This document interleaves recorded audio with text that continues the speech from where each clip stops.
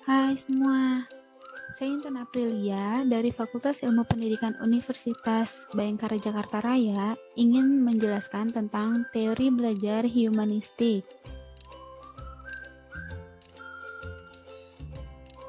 Pernahkah kamu mendengar tentang teori humanistik? Pengertian teori humanistik yaitu proses memanusiakan manusia. Seorang individu menggali kemampuannya sendiri untuk dapat diterapkan dalam lingkungan. Berdasarkan teori Maslow, teori humanistik ini mengedepankan motivasi untuk mengembangkan potensi peserta didik secara penuh. Sedangkan menurut Arthur Combs, yaitu mengerti tingkah laku manusia dengan mengutamakan perasaan, persepsi, kepercayaan, juga tujuan. Dan terakhir, menurut Rogers, teori humanistik ini membahas tentang belajar dan pembelajaran. Tahukah kamu bahwa dalam memenuhi kebutuhan itu ada tingkatannya?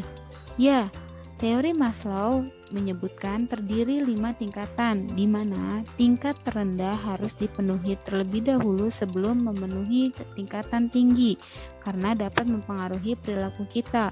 Kira-kira kebutuhan seperti apa sih? Yang pertama, ada fisiologi, yaitu kebutuhan paling rendah hierarki adalah kebutuhan fisiologi seperti makan, udara, air. Karena kebutuhan ini terlebih dahulu kalau tidak terpenuhi, maka kita tidak bisa memenuhi kebutuhan yang lainnya. Yang kedua, ada kebutuhan rasa aman. Kebutuhan rasa aman yang dapat menyelamatkan kehidupan kita di masa sekarang dan yang akan datang seperti menghemat uang, menyelamatkan nyawa, dan mengambil kebijakan asuransi. Yang ketiga, kita hidup bersosial.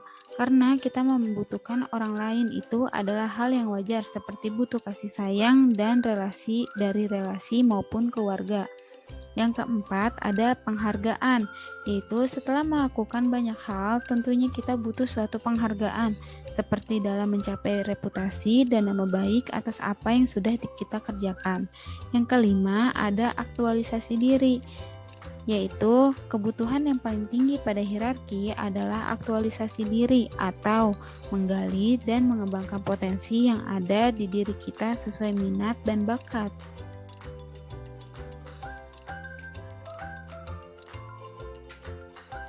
Selain hierarki kebutuhan, kecenderungan aktualisasi dalam teori Rogers juga berperan dalam teori humanistik, yaitu kecenderungan ini adalah keinginan untuk memenuhi potensi yang dimiliki hingga mencapai tahap human being needs, dan kita ditakdirkan dengan berkembang dengan cara yang berbeda sesuai kepribadian yang kita miliki. Dalam bukunya, Rogers mengatakan pengalaman belajar memiliki relevansi atau hubungan dengan semua orang yang ada di sekitar kita. Lalu, bagaimana penerapan dalam pembelajaran di teori humanistik? Yang pertama, ada memberikan reward kepada peserta didik yang telah berhasil mengerjakan suatu hal agar semakin semangat dalam pembelajaran. Yang kedua, ada hindarkan tekanan pada lingkungan belajar sehingga peserta didik merasa aman saat belajar agar lebih mudah dan bermakna. Yang ketiga, beri kesempatan peserta didik untuk dapat mengembangkan kemampuannya agar peserta didik memiliki pengalaman belajar.